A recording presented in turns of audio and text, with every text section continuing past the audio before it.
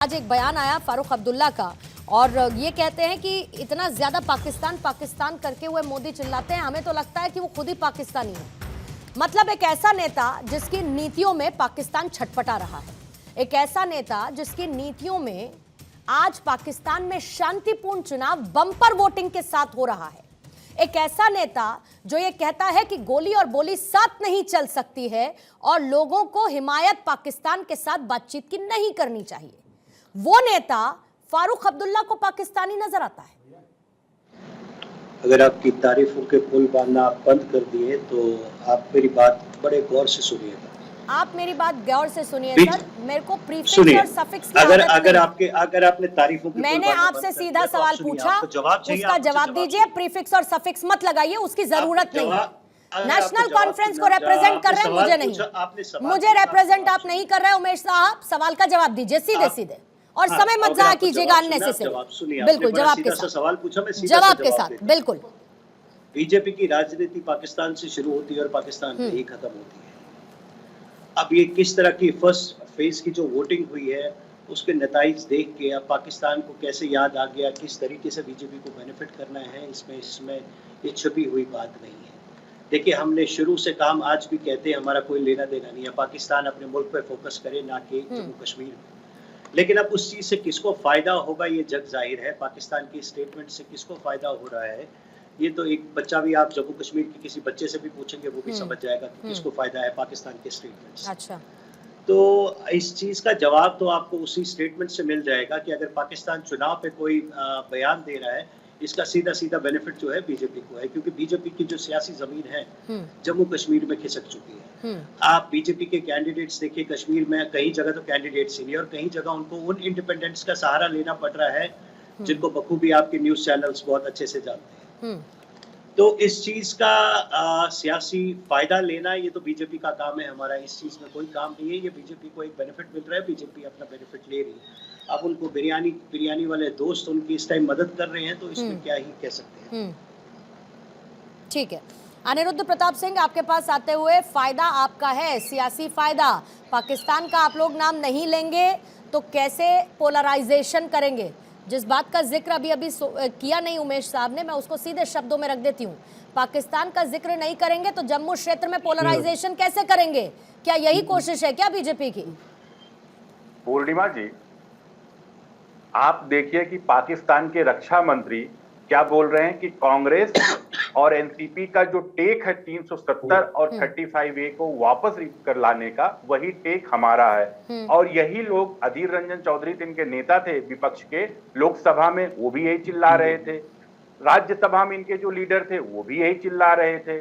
तो कांग्रेस का टेक, अभी लोकसभा का जब चुनाव हो रहा था तो पाकिस्तान के पूर्व केंद्रीय मंत्री ने कहा कि भारत में लाना जरूरी है किसको, राहुल गांधी को और भारतीय जनता पार्टी को हटाना। एक बात ये है, मैं जम्मू कश्मीर पे, क्योंकि डिबेट बहुत अच्छा आपने ओपन किया है, मैं जम्मू कश्मीर पे ही फोकस रहना चाहता हूँ। जम्मू कश्मीर में आप ये देखिए केवल 3 परिवारों का राज रहा हमेशा, शेख अब्दुल्ला, उमर अब्दुल्ला, फारूक अब्दुल्ला, महबूबा मुफ्ती सईद और गांधी परिवार का, और किसी का टेक वहां पे नहीं होता था। आप ये देखिए कि वहां स्थिति ये थी कि जब ये लोग जाते थे, वहां आतंकवाद होता था तो जाके लंदन में छुट्टियां बिताते थे। अपने बच्चों को लंदन स्कूल ऑफ इकोनॉमिक्स, बार बार कोट कर चुका हूं, अपने बच्चों को लंदन स्कूल ऑफ इकोनॉमिक्स में और जाके क्या कहते हैं कार्नेगी मेलॉन में पढ़ाते हैं और जेपी मॉर्गन स्टैनली में नौकरी कराते हैं। क्या दिक्कत है? और यहाँ के बच्चों को कहते तो क्या दिक्कत है? अपने बच्चों को जिसको जहां पढ़ाना है ये आप थोड़ी तय करेंगे सर।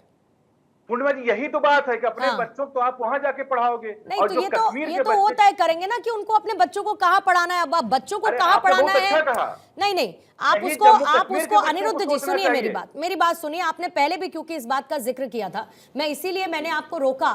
मैं ये कह रही हूँ कि आपको फारूक अब्दुल्ला, इससे पहले क्या आप मुझे बोलिए ना कि फारूक अब्दुल्ला ने जब पहले ये कहा कि पाकिस्तान ने चूड़ियां थोड़ी पहन रखी हैं, बम गोला बारूद गिराएगा तो यहीं गिराएगा, आप उस बात का जिक्र करिए ना।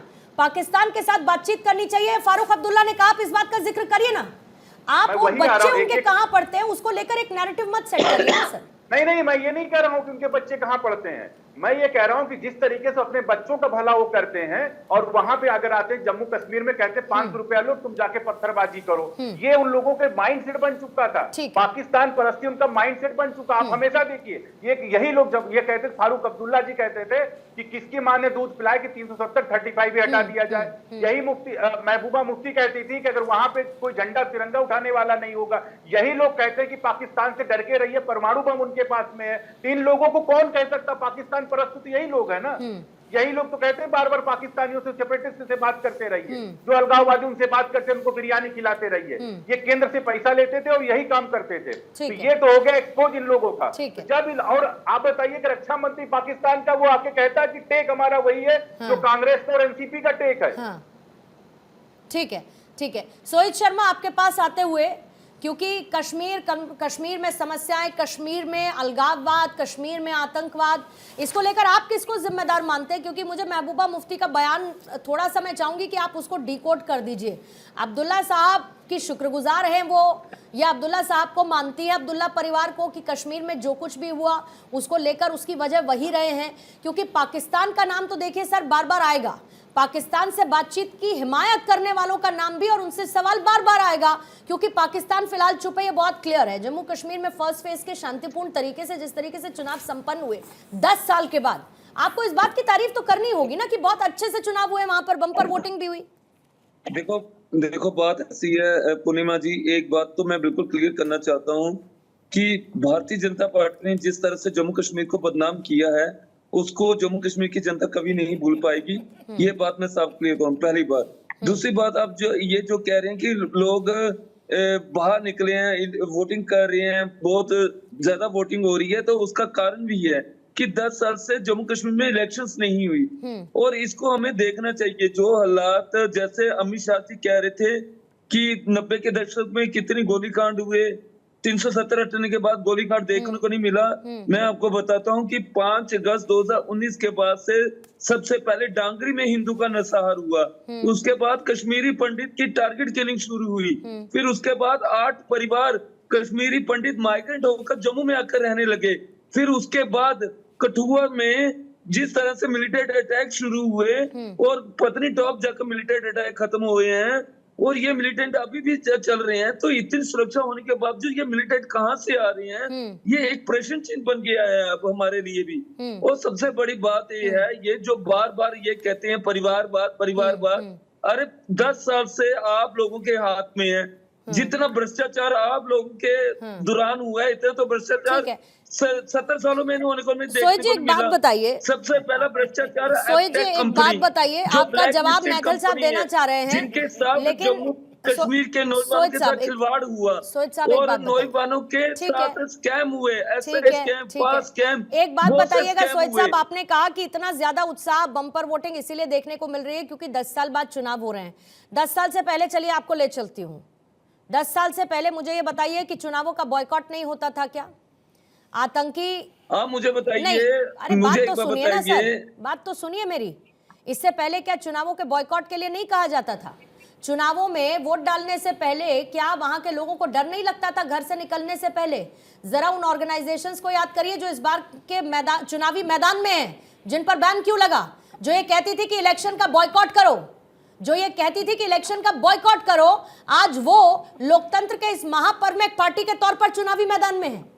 तो आपको 10 साल बाद की तस्वीर आज दिख रही है क्योंकि इतने समय बाद चुनाव हो रहा है, इलेक्शन हो रहा है, इसलिए बम्पर वोटिंग है। अरे उससे पहले तो वोटिंग करने से पहले वहां के लोगों के हाथ कांपने लगते थे, घर से बाहर निकलने से पहले कह दिया जाता था बॉयकॉट करो इलेक्शन का।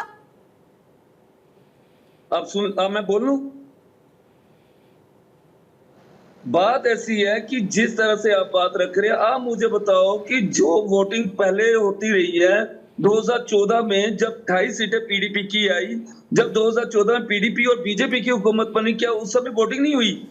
क्या उस समय आप भूल गए? फिर 2002 में जब पीडीपी और कांग्रेस की हुकूमत बनी, क्या उस समय बम्पर वोटिंग नहीं हुई? ये सिर्फ एक आईवाश है जो पूरे जम्मू कश्मीर को पूरे भारत में बदनाम करने की साजिश रची जा रही है। इसके मैं सख्त खिलाफ हूँ।